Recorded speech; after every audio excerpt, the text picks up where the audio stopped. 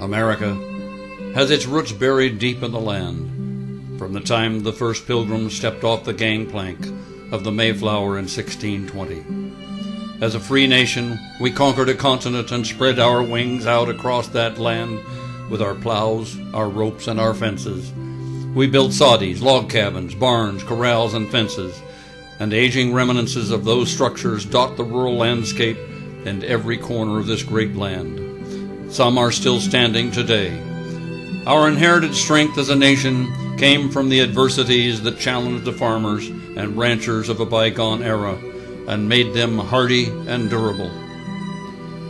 The most important principle of liberty, the inviolate right to own land and property, is embedded in the U.S. Constitution. But all that inherited strength and wisdom and the right to own land free of government interference is under an attack by a deadly enemy, and each rural landowner has a crosshair on his or her back. If they ignore the threat, if they turn their backs on this unrestrained enemy, they do so at their own peril. If they fail to organize, they will fall one by one, and the individual God-given right to own and use land will become an obscure footnote in some long-forgotten history book. Without the right to own property, no other rights are possible. Never before in the history of America has a movement done more to destroy individual liberties and property rights as has the environmental movement.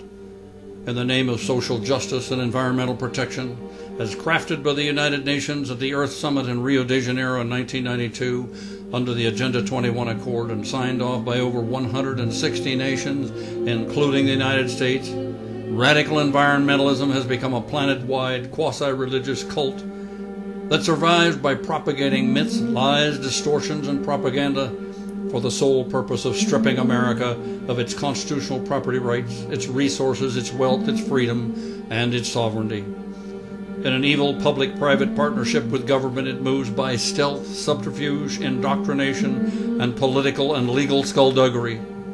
It fills the heads of little children with misinformation and fear. The movement is extremely well funded by national and international interest, is powerful and politically influential, and has managed to brainwash an entire planet with scientific hogwash and end-of-the-world scenarios to scare a naive populace into submission, capitulation, and eventual slavery.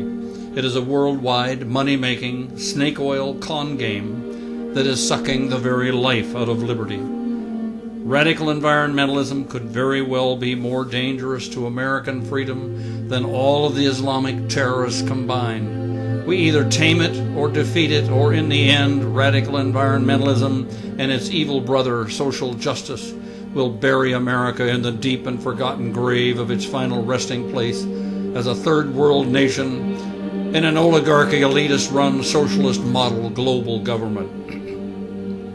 Unfortunately, the religious cult that is internationally driven radical environmentalism has no qualms about burying the U.S. Constitution in a blizzard of social justice and environmental protection laws and court precedents that come from a litany of never-ending environmental lawsuits brought by environmental groups that apply for federal grant money and then use that money to sue the government. Environmental groups and their lawyers have become filthy rich from these lawsuits because government constantly passes complicated, often conflicting environmental laws that become a gold mine for money-hungry lawyers. From property rights, to energy, to food, to water, to fish, to endangered species, to blocking resource production, radical environmentalism and environmental law are sending America reeling into the dark ages. But its real victim is the rural landowner. The upshot of all this environmentalism is rural landowners are being forced to bear almost the entire burden of environmental protection while their city brethren get off virtually scot-free. A while back we debated an environmentalist on a radio show, and several times during the debate he kept saying that we have to protect our rural lands. On 3 occasions during the show, we had to remind him that the rural lands did not belong to him or anyone else in the big city. Rural lands belong to real people who paid for and worked their land, and those landowners have constitutional rights. We receive many calls and emails from rural landowners from all over America about how they are being affected by zoning, land use, eminent domain abuse, environmental protection, and endangered species laws. Some of their stories are horrific. Many lost their life savings fighting either the local, state, or the federal government. Some lost their property and ended up penniless and on the street. Still others ended up in jail. What most people don't understand, especially urban folk, that these kinds of environmentally driven injustices are going on all over America every day, mostly imposed on rural landowners. Most Americans never hear of these stories because one injustice is not newsworthy.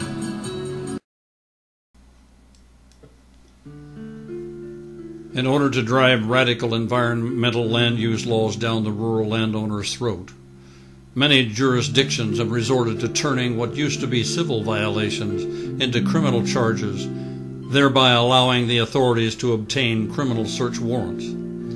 Local and state land use code enforcement officers run roughshod over the rights of landowners, including trespassing to collect evidence without authority and outright arrogance and verbal abuse.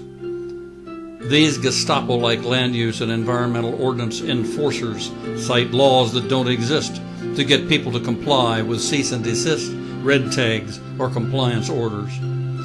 If the landowner is ignorant of the law, he is helpless against the enforcers. Federal laws don't begin to cover the local and state land use and environmental laws. The rural landowner can't move sideways without breaking one, and it will cost him or her thousands of dollars to comply with any of them, or huge fines and penalties if they get caught violating one or more of them. Government has wrapped rural landowners up in an environmental spider web from which escape can be very difficult. The assault on rural landowners by government and environmental non-governmental organizations is relentless. Introduction of alleged endangered predators like wolves and grizzly bears is a common thread of government intervention that threaten livestock and children. The unspoken code to handle these threats by landowners from dangerous predators is SSS, shoot, shovel, and shut up. Filling in a wetland that can bring federal charges and jail time occurs frequently. Even collecting rainwater can bring fines and incarceration, as one landowner in Oregon found out the hard way.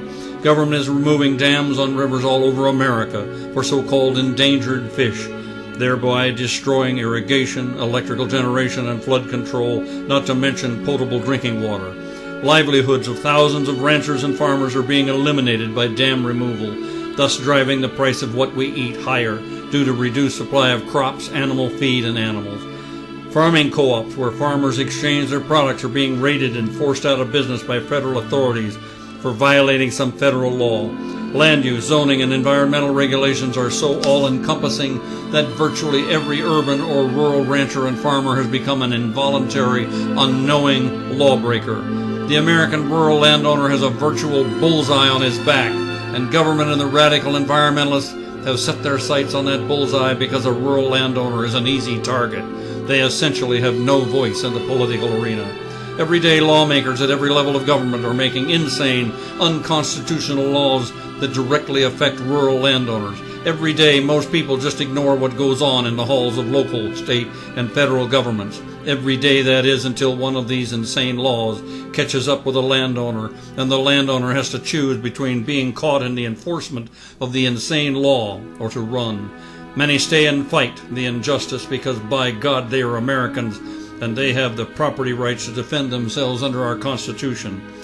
But in the end, they get run over by the legal system because government supports and defends government, instead of government supporting and defending the rights of the people as it should be. Although rural America may be in the proverbial crosshairs of government all across this great land, there is a growing resistance against government and environmental injustices that could lead to serious unintended consequences. Well-armed independent rural landowners may be the last great hope for a free America, because they aren't about to lay down and play dead for a bunch of freeloading, urban, radical, environmentally educated, Kool-Aid drinking, college idiots, and the ignorant and arrogant big city politicians that aid and abet them. Rural landowners control America's food supply, both protein and grain, and if they acted in concert, they could bring America to its knees if they wanted to. As an advocate for rural Americans, the National Association of Rural Landowners has developed 3 important tools, especially designed for rural landowners.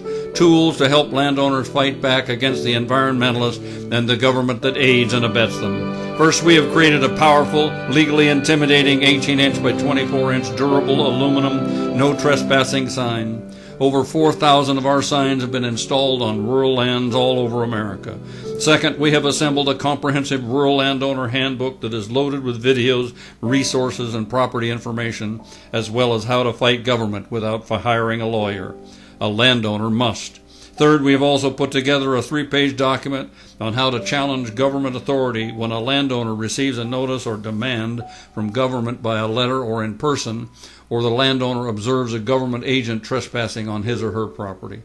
All of these powerful rural landowner tools are available on our website at www.narlo.org. If you are a rural landowner, you owe it to yourself to check it out. Stay tuned for our next video with important information, especially for the rural landowner.